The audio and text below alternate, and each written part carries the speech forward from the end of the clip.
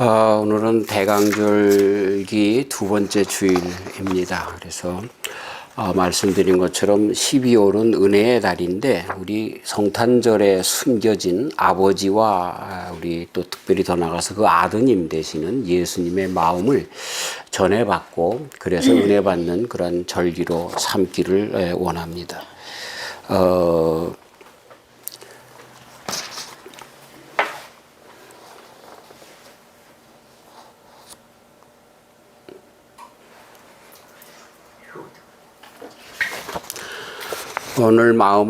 오늘 말씀의 제목은 그래서 성탄절기에 나타나신 아버지와 아들이라고 하는 제목으로 말씀을 드리려고 합니다. 성탄절기에 생각나는 것들이 무엇이 있을까 말씀을 준비하면서 나도 한번 생각을 해봤는데 학생 때는 아이들과 함께 다니면서 올라이트 했던 교회에서 그쵸? 선물 꾸러미를 돌리면서 그 선물을 풀어가며 또 벌칙들을 하면서 노래하고 뭐 춤추고 했던 그런 것이 생각이 됩니다. 그러다가 제가 대학 2학년 때 그 서울에 있는 작은 개척교회에 전도사로 봉사를 하고 있었는데 성탄절기에 너무 바쁩니다. 뭐 교회 추리서부터 종탑에 올라가서 큰 별을 창호지로 만들어서 달고 뭐 이런 것들을 하면서 그냥 바쁘게 지냈는데 저희 집은 인천에 있었습니다. 그래서 인천에 내려와서 그때 이제 자취를 할 때인데 참 조금 어렵게 살았어요. 부모님들이 안 계셔서 그 형들이 보살펴줬지만 참 생활이 참 어려워서 겨울에 연탄도 못 댔습니다. 그냥 냉골에서 잠을 자는데 집에 이제 밤늦게 거의 새벽이 돼서 돌아왔는데 아무것도 없는 빈 방에 앉아가지고 제가 좀 신세가 좀 한탄스럽잖아요. 왜 나는 이렇게 살아야 되나, 그렇죠? 한참 청소년기에 그럴 때 촛불을 하나 켜고서 여러 가지 생각을 하고 있었더랬습니다. 그러다가 내 신세가 처량해서 막 그렇게 하나님 앞에 좀 눈물이 나서 울기도 하고 그랬는데 갑자기 그 생각이 바뀌는 거예요. 그러면서 하나님 아버지의 마음이 막 들어오기 시작하는 거예요. 이 성탄절기는 우리가 이렇게 즐기고 그런 것보다도 정말 아버지 하나님께는 어떤 마음일까 하는 생각이 갑자기 들어오기 시작하는 거예요. 한번 그러면서 좀 현실적으로 한번 생각을 해봤습니다. 어느 집에 외동 딸이 있는데 이제 관연한 나이가 돼서 시집을 가겠다고 데리고 온 그 신랑감이 그 사위가 아주 형편없는 사위인 거야. 이 딸은 대학도 졸업했고 뭐 공부도 잘했고 뭐 번듯한 직장도 있고 그랬는데 이 사위감으로 데리고 온 그 남편감이 말이죠. 이제 국민학교 국민학교 가까스로 졸업을 했고 뭐 직장도 별로 없고 그런 애를 데리고 와서 결혼하겠다고 이 사람 아니면 나는 죽겠다고 그러는데 말이죠. 아버지가 그 딸을 그 남자에게 보낼까요? 청년에게 보낼까요? 아버지들은 아마 100이면 100 다 말렸을 겁니다. 그 마음이 갑자기 들면서 우리 하나님의 마음을 한번 생각해 봤어요. 구약에 우리 인생들을 뭐라고 표현하십니까? 버러지만도 못하잖아요. 금수만도 못하잖아요. 그런 우리 인간들에게 당신의 독생자 하나밖에 없는 아들 예수님을 보낸다고 생각해 보면 아마 그 딸을 시집 보내면서 잠 못 드는 그 부모들 이상 가는 그런 아픔이 그 아버지의 마음이었을 것이다 하는 생각을 해봤습니다. 한 번은 이런 걸 우리가 뼈저리게 느낄 수 있어야 돼요. 성탄절이라고 크리스마스 카드 보내고 선물 주고받고 이런 것도 중요하지만 해야 되겠지만 그러나 아버지의 마음, 독생자를 보내시는 아버지의 마음을 조금이라도 우리는 헤아릴 수 있는 그런 시간이 있어야 되겠다 하는 생각을 해봅니다. 네. 성탄절은 우리 아버지 하나님 앞에는 너무너무나 슬픈 날이었습니다.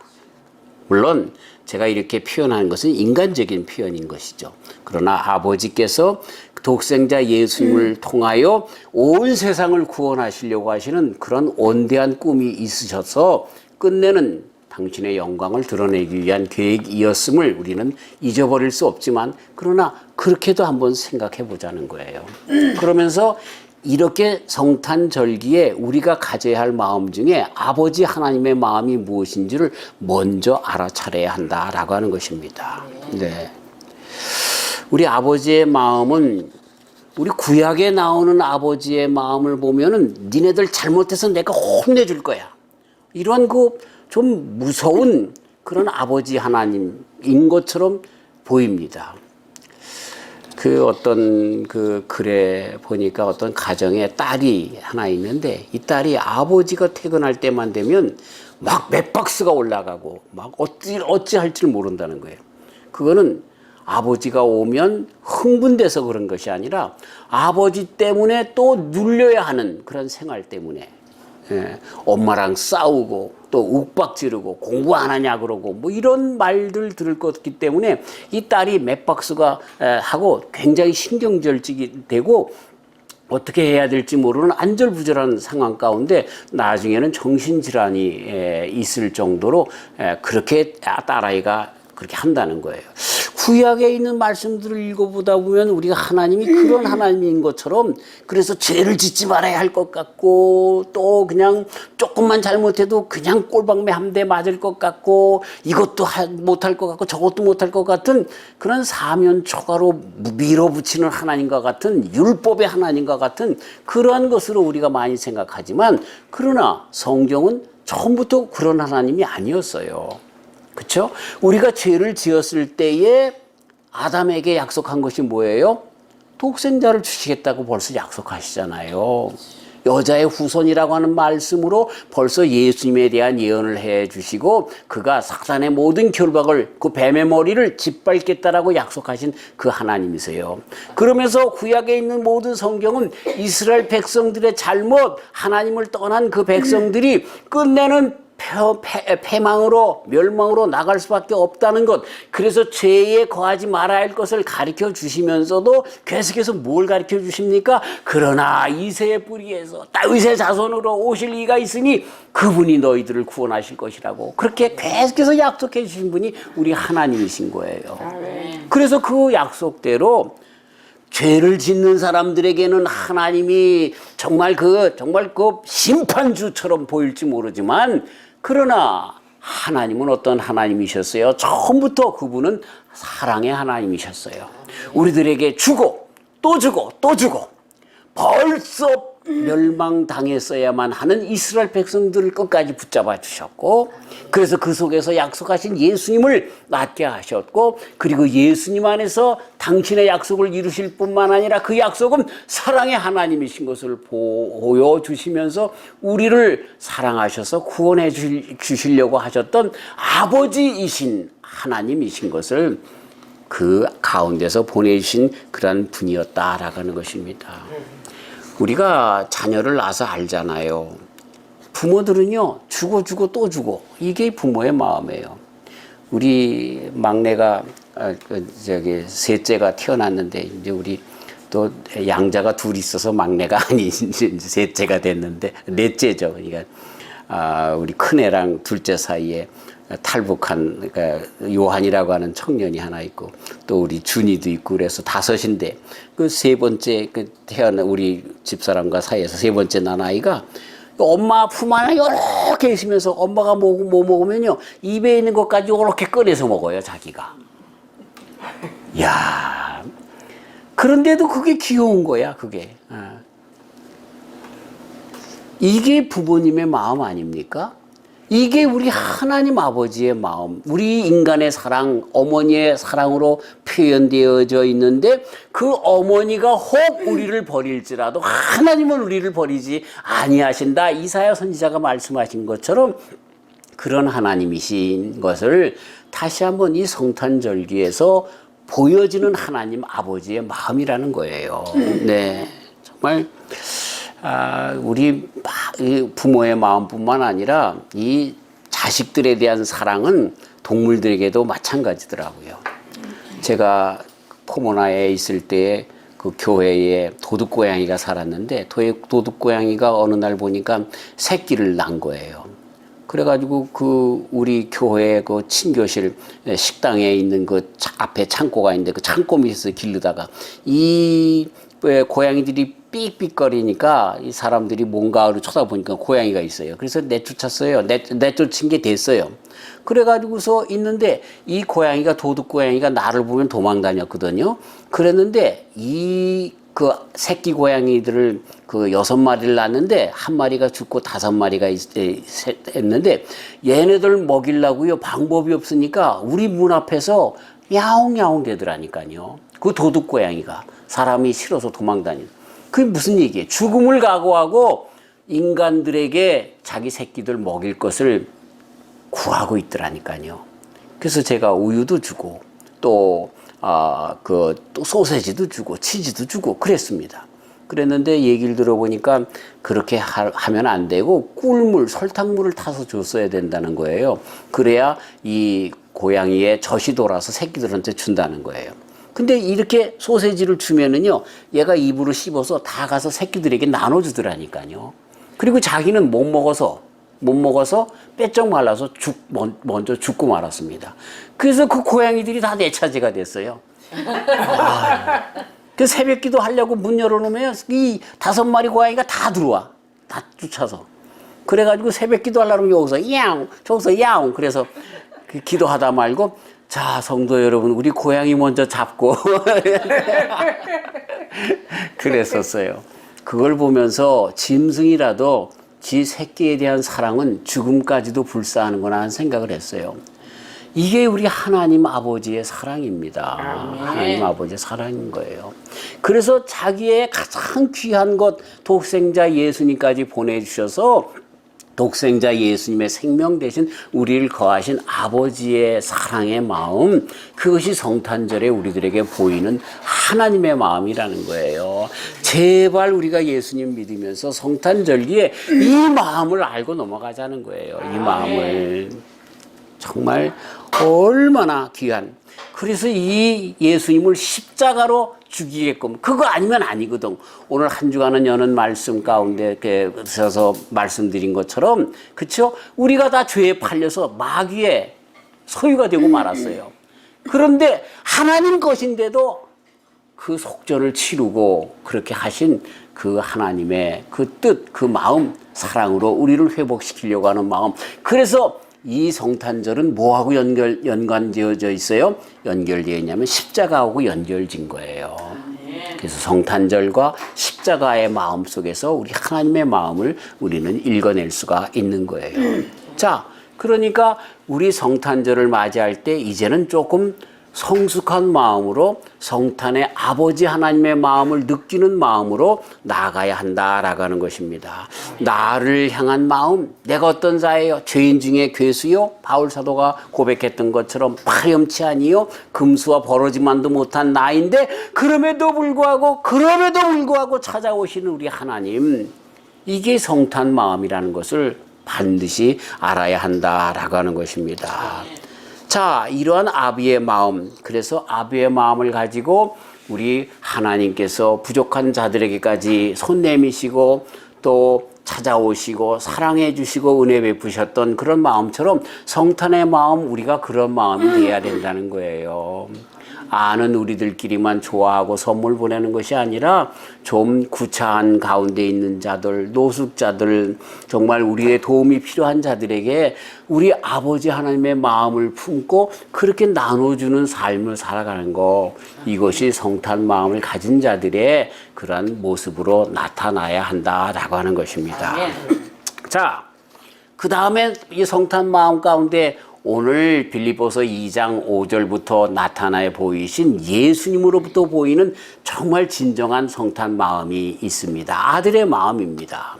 아들은 순종하는 마음으로 오셨잖아요. 그렇죠? 순종이라고 하는 말과 복종이라고 하는 말이 있습니다. 두 개가 다 똑같은데 순종은 알고 복종하는 것을 순종이라고 우리가 또 구태여 표현하자면 그렇습니다. 복종은 알든 모르든 무조건 하는 것. 그 우리가 복종해야죠. 근데 예수님은 순종하신 거예요. 아버지 하나님의 뜻을 알고 세상에 오셨어요. 성탄 마음은 뭐예요? 순종하는 마음이 성탄 마음이 되어야 되는 거예요. 순종하는 마음. 예. 아버지의 마음을 아셨잖아요. 아버지의 마음이 뭐예요? 우리 인류를 구원하시고자 하는 마음이잖아요. 근데 그 인류가 어떤 인류예요? 페르나들 아닙니까? 구더기와 같은 그런 자들 아닙니까? 좀 죄송한 마음입니다. 말씀입니다만 어떤 자가 참 이런 얘기를 하면 안 되는데 구더기를 보고 말이죠. 쟤들을 구원해야 되겠다. 야 아들아 네가 구더기가 돼서 저들 속에 들어가서 야 이제 멸망당할 거니까 너희들 이제 다 정말 회개하고 돌아와야 돼. 그럴 때에 그 아들을 보낼 그런 아버지가 어디 있겠냔 말이에요. 내가 굉장히 극단적으로 표현했는데 극단적으로 표현해도 부족해요. 왜? 우리가 그런 인간이니까 금수와 버러지만도 못하다고 그랬어요. 응? 그런 것을 알고도 오신 예수님이라는 거예요. 이게 순종이라는 거예요. 우리는 순종할 때 내 마음에 들면 순종하잖아요. 그렇죠? 내 마음에 틀리면 안 하잖아요. 나하고 싸움에서 마음이 정말 불편한 사람이 있으면 안 가려고 하잖아요. 응? 지가 먼저 와서 사과해야지. 지가 먼저 와서 무릎 꿇고 빌어야지. 이렇게 하잖아요. 근데 우리의 하나님의 아들 예수님은 하나님의 마음을 가지신 예수님은 그냥 순종하시는 거예요. 그게 아버지 뜻이니까 그냥 가는 거야. 아멘. 용서 정말로 힘든데 가서 하는 거야. 하는 거야. 이게 우리 성도들이 가져야 할 성탄 마음입니다. 아들의 마음, 그게 우리 예수님의 마음, 성탄 마음이다라고 하는 것입니다. 교회 안에서도 이런 일들이 있어야 한다라고 하는 것입니다. 성경 가운데 은혜가 제일 많았던, 은사가 제일 많았던 교회가 고린도 교회 아닙니까? 이 교회에 얼마나 많은 은사가 있었는지 이루 말할 수 없는 은사들이 나옵니다. 방언에, 예언에, 신유에, 통변에, 정말 이런 모든 은사들을 정말 하면서 교회들 가면 전부들 자기네들이 받은 은사가 크다고 자랑하던 교회 아닙니까? 그래서 이런 모든 것보다 귀한 은사가 있으니 그것이 뭐예요? 사랑이다. 그래서 고린도전서 12장에 은사장이라고 얘기하잖아요. 그 13장이 뭐예요? 사랑장이라고 하잖아요. 이거보다 더 귀한 은혜를 너희들에게 끼친다라고 하면서 넘어간 것이 사랑인 거예요. 사랑. 그렇게 정말 은사가 많았던 교회에 뭐가 부족했어요? 사랑이 부족했던 거예요. 예. 현대의 많은 교회들에게 주시는 메시지가 큰 거예요. 우리가 교회 안에서 있는 그런 모든 신앙생활 가운데 우리 성탄 마음을 가져야 되는데 그건 아버지의 마음이에요. 주고 또 주고 마음. 그리고 예수님의 마음이에요. 순종하는 마음. 내 마음에 들지 않아도 하나님께서 그렇게 하라고 하면 하시는 그런 예수님의 마음. 이게 성탄 마음이 되어야 한다라고 하는 것이죠. 여기에 이 고린도 교회의 문제가 뭡니까? 옛사람이 문제 아닙니까? 옛사람이라고 하는 게 뭐예요? 내 중심적으로 에고예요, 에고. 이 중심적으로 살려고 하는 내 뜻에 맞으면 오케이. 내 뜻에 안 맞으면 그건 오케이. 그런 게 아니라 예수님의 마음은 내 뜻에 맞든 안 맞든 하나님이 그러시라고 하면 알았어요. 그리고 가는 거. 이게 은사를 자랑하는 그런 것이 아니라 정말 하나님의 마음을 가진 진정한 신앙인의 자세다 이렇게 말씀하고 있는 거죠. 그 다음에 예수님이 가지고 있는 마음은 뭐예요? 겸손의 마음이에요. 겸손. 그렇죠? 지극히 하나님과 동등됨을 취하지 아니하시고 어떻게 하셨어요? 마구간에 태어났어요. 여러분 나는 건너방에서 태어났어요. 네. 또 우리 아들들은 산부인과에서 태어났어요. 우리들 중에 아무도 동물이 태어나는 마구간에 태어난 사람이 없어요. 근데 예수님 하나님의 아들 궁전에서 태어나도 부족한데 마구간에 태어났단 말이에요. 인간 이하에. 그래서 우리 예수님은 하늘 높은 보좌를 버리시고 어디 오셨어요? 인간 가장 밑으로 오신 분이에요. 그래서 우리 예수님의 구원의 영역은 하늘 끝에서 땅 끝까지예요. 누구든지 하나님의 그 사랑 가운데 끊을 수가 없고 그 구원의 계획 속에 빠질 사람이 하나도 없는 거예요. 이런 겸손 속에서 이루어진 거죠. 겸손이 하나님의 뜻을 이루는 거예요. 겸손이. 조금 뭐가 됐다고 교만하면 안 돼요. 조금 인기가 있다고 그래서 정치가가 됐다고 대통령이 됐다고 장관이 됐다고 국회의원이 됐다고 교만하면 안 돼요. 내가 사장이라고 교만하면 안 돼요. 목사라고 교만하면 안 돼요. 예, 끝까지 겸손해야 되는 거예요. 그게 예수님의 마음이에요. 그게 성탄 마음이에요. 예.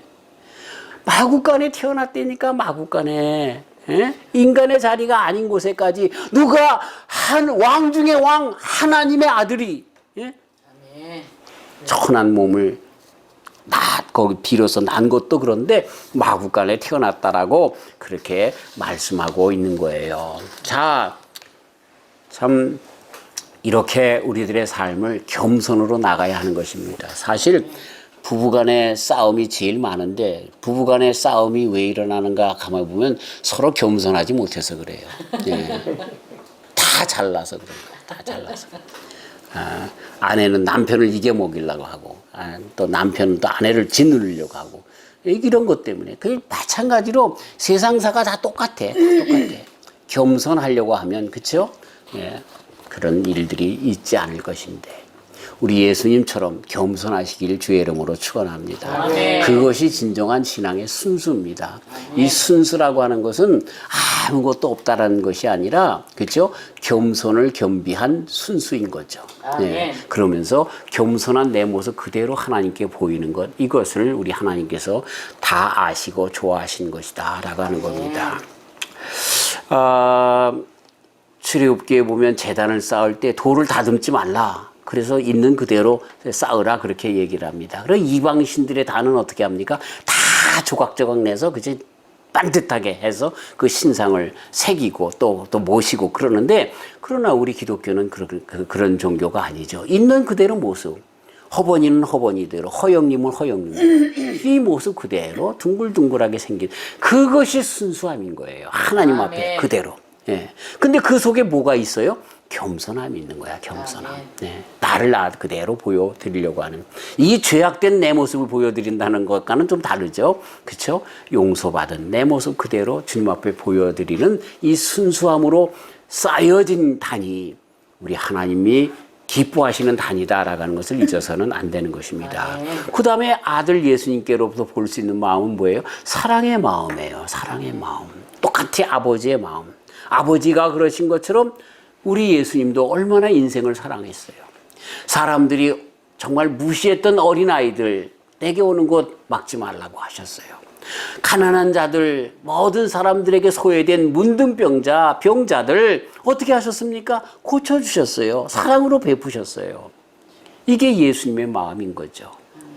나와 좀 차원이 다르면 무시하잖아요. 죄송합니다.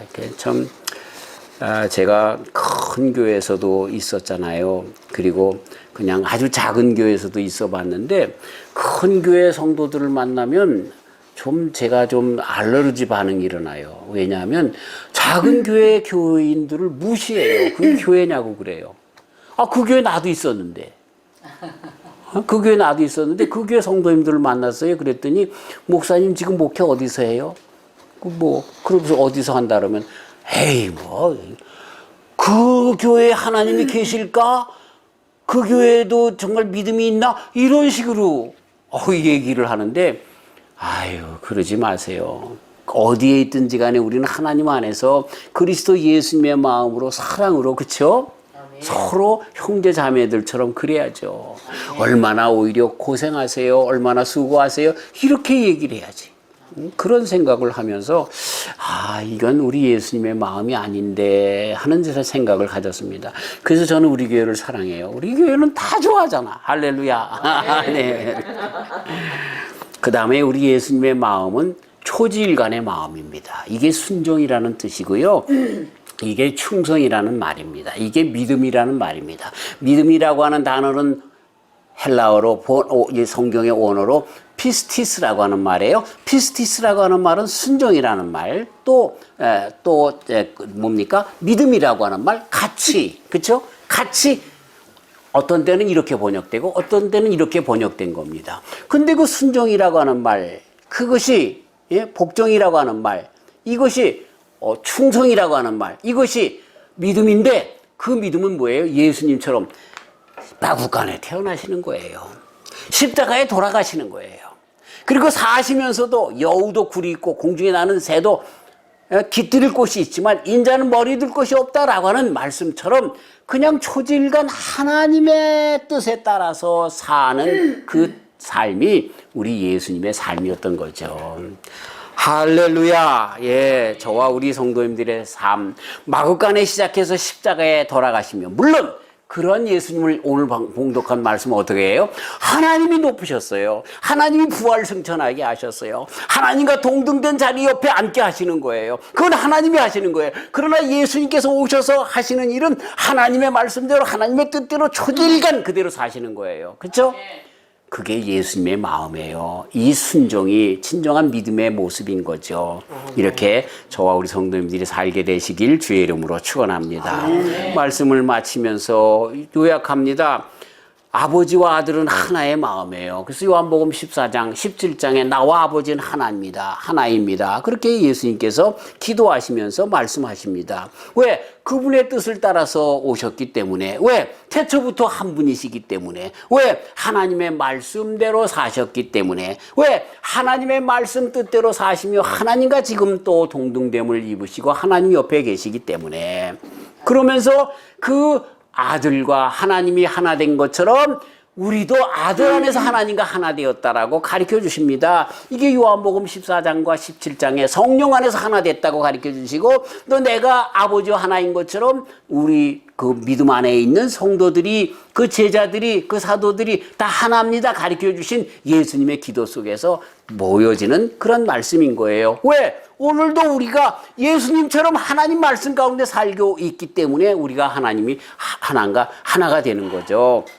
그래서 우리도 마찬가지로 그렇게 말로만 하나 되는 것이 아니라 저와 우리 성도님들이 예수님처럼 하나님의 말씀 안에서, 하나님의 사랑 안에서 포근함을 놓치지 않는 거예요. 그렇게 살아가는 거예요. 주고 또 주었던 우리 하나님처럼 그 삶을 세상에 오셔서 보여주셨던 예수님처럼 주고 또 주고 이렇게 살아가는 저와 우리 성도님들이 되어야 한다는 거죠. 그 예수님처럼 겸손과 순종과 또 사랑과 초지일관의 믿음으로 끝까지 주님 앞에 드리는 모습으로 살아간다고 하면 성탄절기에 보이신 하나님 아버지의 마음, 또 예수님의 그 아들 예수님의 마음이 우리의 마음 되어진다라고 하는 것입니다.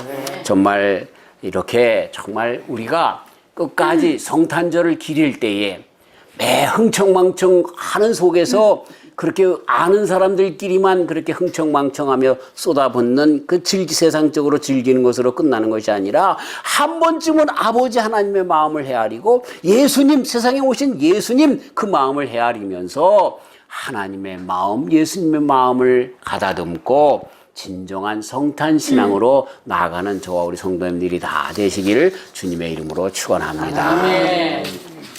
하나님 아버지 감사합니다. 아직 죄인 되었을 때에 저희들을 사랑하셔서 사랑 가운데 오신 그 예수님, 하나님의 뜻을 우리를 사랑하는 마음 은혜로 머금고 오신 예수님의 마음을 다시 한번 생각하게 하여 주시고서 그 성탄절을 정말로 큰 의미로 와닿게 하여 주시니 감사합니다.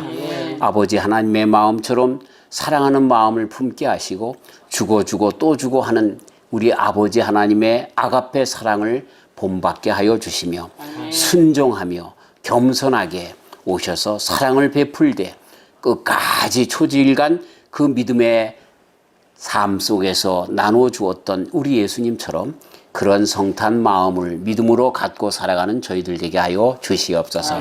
예수님의 이름으로 기도하옵나이다. 아멘.